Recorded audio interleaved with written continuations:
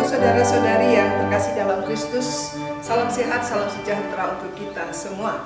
Jumpa lagi dalam renungan harian kita bersama saya, Suster Petronella Burukaro PCC. Hari ini hari Rabu tanggal 1 Maret 2023, hari biasa pekan pertama masa Prapaskah. Bacaan yang akan kita renungkan diambil dari Injil Lukas bab 11 ayat 29 sampai ayat 32 dengan tema Pertobatan, pintu gerbang mendapatkan pengampunan dari Tuhan.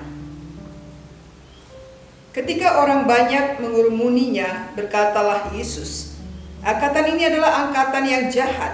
Mereka menghendaki suatu tanda, tetapi kepada mereka tidak akan diberikan tanda selain tanda Nabi Yunus. Sebab seperti Yunus menjadi tanda untuk orang-orang Niniwe, demikian pula lah Anak Manusia akan menjadi tanda untuk angkatan ini.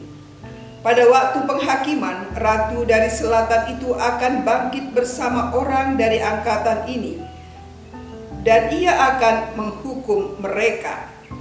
Sebab ratu ini datang dari ujung bumi untuk mendengarkan hikmat Salomo, dan sesungguhnya yang ada di sini lebih daripada Salomo. Pada waktu penghakiman, orang-orang Niniwe akan bangkit bersama angkatan ini, dan mereka akan menghukumnya. Sebab orang-orang Niniwe bertobat waktu mereka mendengarkan pemberitaan Yunus, dan sesungguhnya yang ada di sini lebih daripada Yunus." Demikianlah sabda Tuhan. Saudara-saudari yang terkasih, Rita, seorang gadis cantik, bertanya kepada gurunya yang terkenal bijak, "Guru, apa tandanya orang yang kita cintai sungguh-sungguh mencintai kita?" Sang guru berkata, "Apakah kamu tidak bisa melihat perbuatannya, merasakan dan percaya bahwa ia sungguh-sungguh mencintai kamu?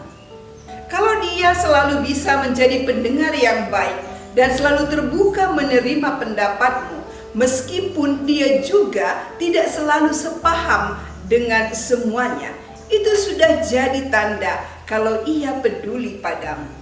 Rasa peduli salah satu bukti cinta yang sesungguhnya.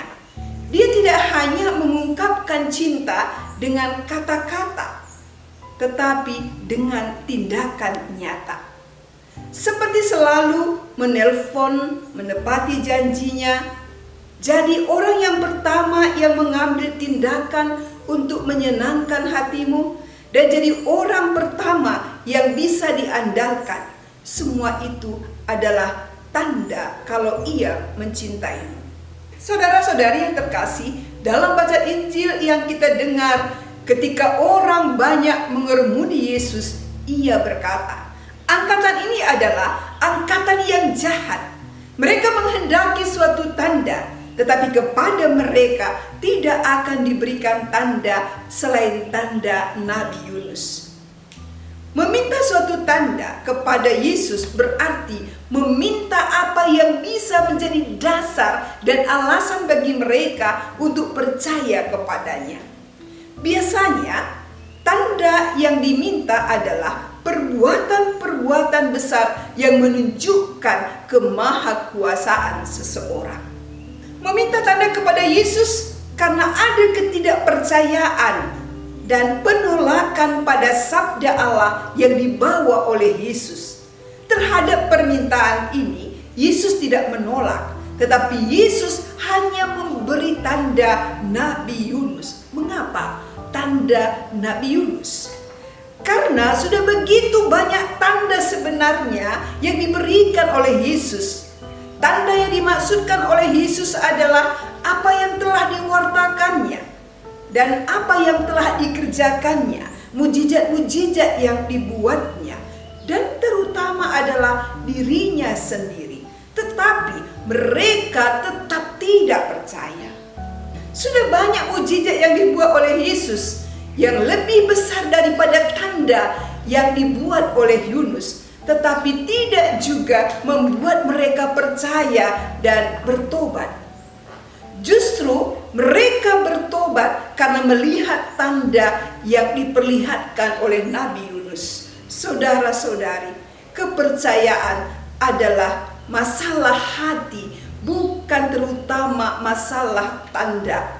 Sebenarnya, apapun tanda kasih Allah yang dinyatakan bagi kita, jika mata hati kita tertutup melihatnya, maka semua tanda itu akan menjadi sia-sia dan tidak akan membangkitkan niat untuk bersyukur, untuk percaya kepada Tuhan, dan juga untuk bertobat. Maka mari sejenak kita melihat tanda-tanda kasih Allah yang kita alami dalam hidup kita. Banyak tanda besarnya kasih Allah bagi kita. Kita diberikan kehidupan, bangun pagi dengan sehat. Banyak orang berkata kesehatan adalah harta yang sangat berharga. Dan kita diberikan kesehatan oleh Tuhan. Kita diberikan rezeki setiap hari. Kita diberikan keselamatan dalam hidup kita, dalam perjalanan kita. Jika demikian, Bapak, Ibu, Saudara-saudari, adakah alasan kita untuk tidak percaya kepada Tuhan? Untuk tidak percaya bahwa Tuhan sungguh mengasihi kita. Demi keselamatan kita, Ia telah juga mengorbankan hidupnya.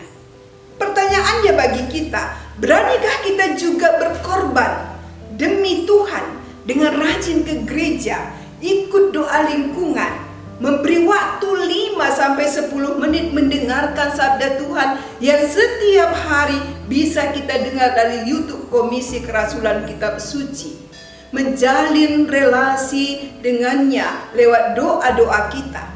Apakah kita juga termasuk angkatan yang jahat seperti dikatakan oleh Yesus tadi karena kita tidak percaya kepadanya? Saudara-saudari, di masa Prapaskah ini, lewat sabda Tuhan yang kita dengar, kita diajak untuk percaya akan kasih-Nya bagi kita dan berani untuk mengubah diri lewat pertobatan yang terus-menerus. Pertobatan menjadi pintu gerbang untuk kita mendapatkan pengampunan dan belas kasih Allah.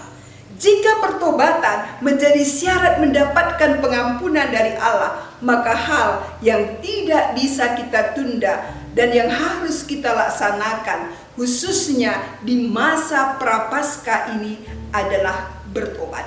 Maka saudara-saudari, mari kita bertobat agar kita dapat semakin merasakan belas kasih Tuhan dan menikmati pengampunan daripadanya. Tuhan memberkati.